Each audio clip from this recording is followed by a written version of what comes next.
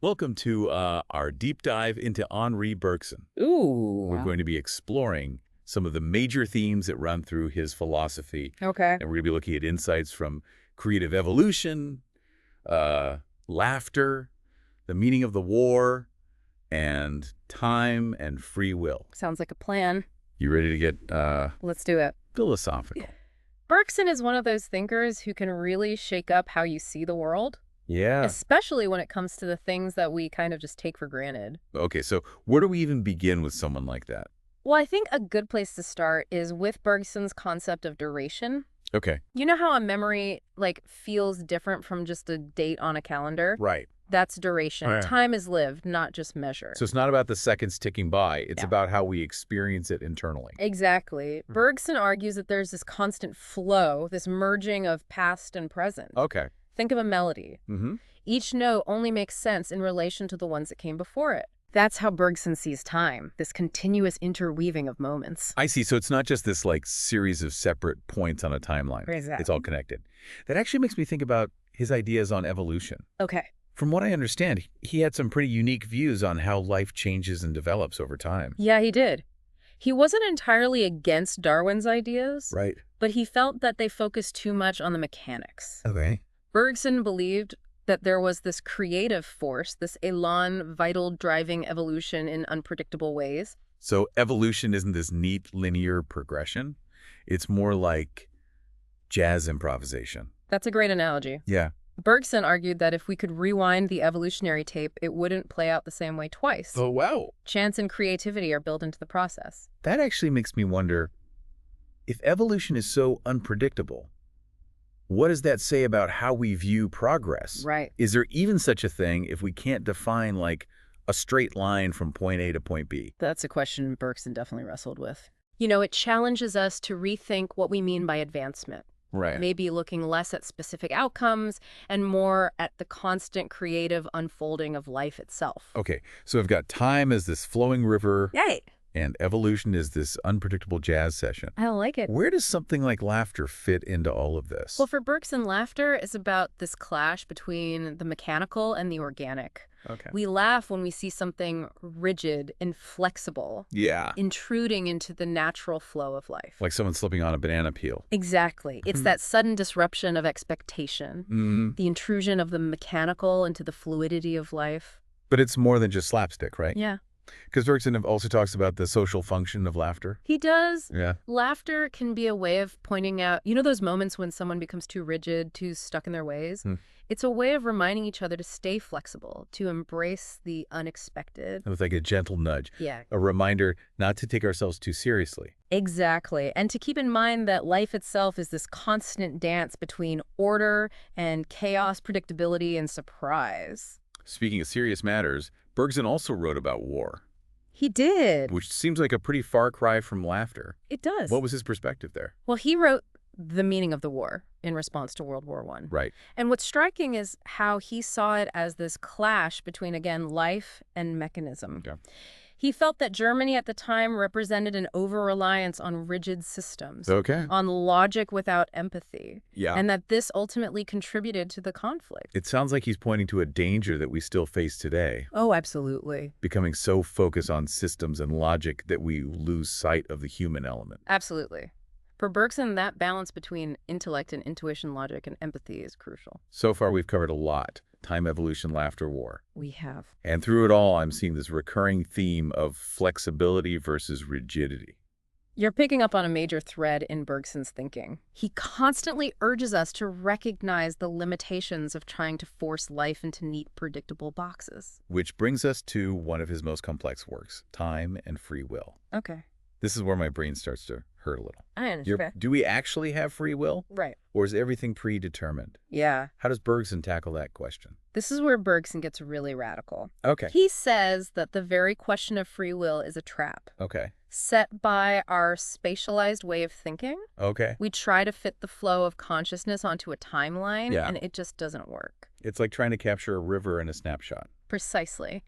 And that feeling of being trapped, that sense of predetermination, Right. is a product of how we're thinking, Okay. not necessarily the reality of our experience. Okay. I'm starting to see how all these ideas connect. Yeah. But how do we actually break free from that trap? Right. How do we experience time the way Bergson suggests as this fluid, ever-changing flow? That's the big challenge, isn't it? Bergson argues that we need to cultivate a different way of knowing. Okay. One that's not just based on intellect and analysis, but on intuition and direct experience. Intuition. You mean like a gut feeling? It's more than just a hunch. Okay. Bergson sees intuition as a deeper form of understanding Okay. that goes beyond the limits of reason. Okay. It's about tapping into the flow of life itself. Yeah. That élan vital that we talked about earlier. So if logic and reason are like a roadmap, is intuition more like a compass? Ooh, I like that. It points us in a direction, but it doesn't necessarily give us the turns. I like that analogy. Yeah. Intuition isn't about having all the answers. Right. It's about opening ourselves up to new possibilities, to seeing the world with fresh eyes. This is all very thought-provoking, It is. but it's also a lot to absorb. Yeah. My mind is definitely starting to feel a little overloaded. I understand. Let's take a break to let these ideas sink in. Okay. And then we'll come back and explore some more. Sound good? All right. Are we ready to dive back into the flow of Bergson's thinking? I think so. Though I'm still trying to wrap my head around this whole idea of intuition. Okay. It sounds a bit mystical. How do we actually cultivate this deeper way of knowing? Well, Bergson believed that intuition is something that we all possess. Right. It's just often buried under layers of habit and social conditioning. Okay. We're so used to approaching the world through logic and analysis that we forget about this other way of knowing. So it's not about developing something new. Right. It's more about uncovering something that's already there. Exactly. He suggests practices like meditation and contemplation can help peel back those layers. Okay. But he also emphasizes engaging with art, with nature, with anything that helps us connect with that raw, lived experience. That makes sense. Yeah. I think about those times when I'm completely absorbed in something, like playing music or having a deep conversation. Yeah. Those moments where I just lose track of time completely. Yeah. It's like a different kind of awareness takes over. Those moments when you're completely in the flow, that's Bergson's duration in action. Okay. It's not about emptying your mind. It's about engaging with the world in a more immediate, intuitive way. That actually makes me think about something you mentioned earlier, memory. Okay. If time is this constant flow, how does that change how we think about memories? That's a great question. Bergson would say that memories aren't just static records of the past. Right. They're constantly being shaped and reshaped by our present experiences. So it's not like our brain is a filing cabinet, Right. storing memories neatly away. Not at all. It's more like a river. Okay. Constantly changing and evolving. Okay. Each new experience kind of ripples through the flow of time, influencing how we remember the past. That's kind of unsettling, isn't it? Yeah, It means that our memories aren't necessarily accurate representations of what happened. that's true. But it also means that our past isn't fixed or immutable. Okay. Our memories are part of this ongoing process of becoming just like everything else. So every moment we experience is both shaped by the past and shaping our future. Exactly. It's all interconnected and it's constantly evolving. Wow. That's why Bergson puts so much emphasis on creativity. For him, life itself is a creative act, a constant process of becoming. This makes his ideas about evolution even more interesting. Yeah. If everything is in flux, if the past is always influencing the present, Right. then there's no endpoint, no fixed goal for evolution to reach. Right. It's not about reaching some predetermined destination. All right. It's about the journey itself, the constant experimentation and adaptation. It's like evolution is improvising its way through time, just like a jazz musician riffs on a melody. But this idea of constant flux also seems to contradict our need for stability and order. Right. Like we build systems and structures to make sense of the world, to create some semblance of predictability. And that's where the tension lies. Okay. Bergson isn't saying that we should abandon all structure and order. He recognizes that we need those things to function in the world. Yeah. But he's urging us to recognize their limits. Okay. To avoid becoming too rigid, too attached to fixed ways of seeing things. So it's about finding a balance Well, exactly. between structure and fluidity, stability and change. Exactly. And that balance is constantly shifting depending on the situation. This makes me think about his ideas on laughter again. Okay. Maybe it's not just about pointing out rigidity in others, Right. but also in ourselves. Yeah. It's a way of reminding us to loosen our grip, to embrace the unexpected. That's a brilliant insight. Laughter can be a powerful tool for disrupting those moments when we get too stuck in our own heads, too attached to our own fixed perspectives. So maybe cultivating intuition isn't just about meditation and contemplation. It's also about cultivating a sense of humor, Yeah. a willingness to see the absurdity in life. I think Bergson would agree. He saw humor as a vital part of the human experience, Right. a way of connecting with the creative, unpredictable flow of life. And that brings us back to his ideas on war, Yeah. which seems like the antithesis of humor and playfulness. It does seem that way, doesn't it? But remember, Bergson saw the horrors of World War I as stemming from an over-reliance on rigid systems, a kind of mechanical thinking that had lost touch with the human element. So in a way, war becomes an example of what happens when we lose sight of that balance Right. between structure and fluidity logic and empathy. Precisely.